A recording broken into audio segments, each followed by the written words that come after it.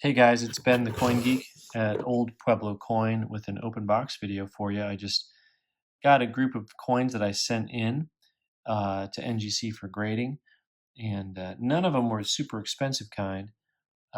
They were all coins that were either things that I've been saving for kind of a lesser rate certification or to send in for a customer.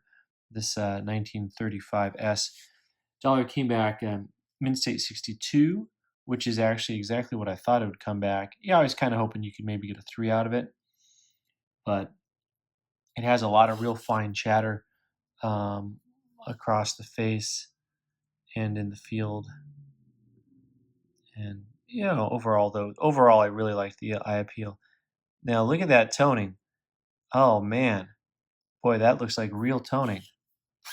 Man, that looks just like I don't know, some of the toning on this dollar here that they called artificial toning. That color, there's anyway. That's a whole nother world. That's a different video, guys. I'm, I'm having flashbacks. Maybe that's what it is. All right. So this 1882 S Morgan dollar. Now, first of all, the companies are really hard on 81, 82, 80S, even 79S dollars. And there's a big lesson in this coin, and that is, sometimes I grab a coin and I like it just at a glance, and I look at it and I put it in with a group, and I don't look close enough. And so, this coin has a lot of marks underneath the toning on the cheek, and in the field, there's some big marks down there in the field. So, a couple marks up there in the field.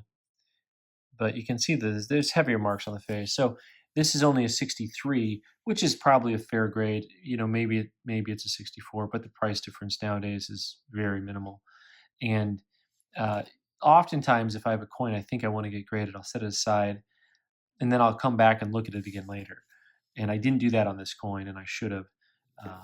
All right. So next up, we've got 1934 from the Denver Mint on this peace dollar. I told you guys I should never send peace dollars in. But what's interesting is a lot of the peace dollars from the anything like after 1926, they're hard to find really nice uncirculated examples that are graded. Um, you know, I don't see them that often. I know they're out there, but uh, there's just enough of a price difference on these coins that if you're going to send one in and get it certified, um, it's kind of worth doing on some of them. A lot of them will be $150 to $250 on nice uncirculated examples. This one came back in mint state 61.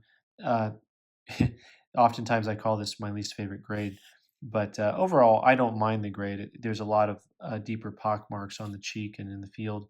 They're really obvious, but overall the coin has such a nice look to it compared to what you'd expect for a mint state 61. Usually a mint state 61, I think of a coin that's just ugly, and this coin is actually quite attractive overall. So overall, that's a nice coin. We got to dig a little deeper here into the box to get this 1899S Morgan dollar out. This was for a customer, and overall, real nice coin. It's a tougher coin in high grade. Some of the latter date S mint marks get to be like that, and so it has a big jump in uncirculated grades. But this one, if you look closely, you'll see uh, that the spot on the breast of the eagle actually is a wear spot. And then I'd also look at kind of this area just to the right of the eagle's wings in between the wreath, and then same on this side. And if you look at those two areas, it kind of has that dark look to it when you rotate it.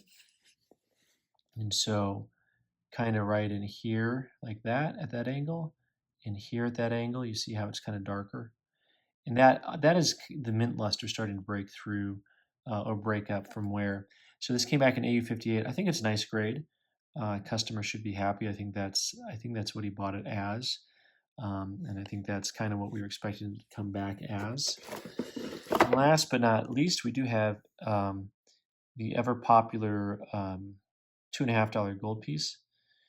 These guys are always popular with the ladies, right? Am I right? Okay, so this one, what I love about these coins is just the luster, especially on the face and then in the neckline. Just when you turn it, how bright that luster gets. And then if you get a nice cartwheel luster in the headband, I just like watching the light flow and travel through the headband on these guys. And of course, they're always hard to grade because they are incuse. The design is pressed down in instead of standing up.